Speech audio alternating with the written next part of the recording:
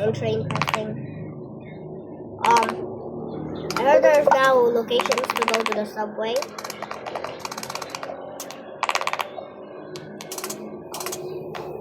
Going backwards will lead you to here under the bridge.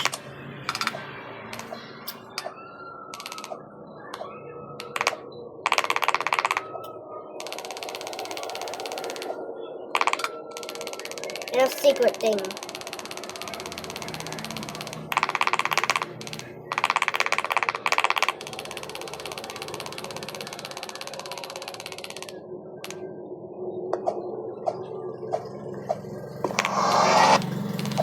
Or like a cave. And if I go here, it just leads me to the secret cave. The question mark. And under the bridge. Why would they do this to me? Developers? You are literally trying to lie to me.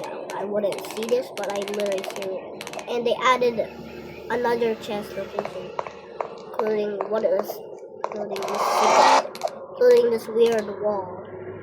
So you know, get it. There's now a new chest location. I believe the developers hide it from us. You can't fake me, developers. I always know where to do it. And the new train is kind of cool because you can actually do this.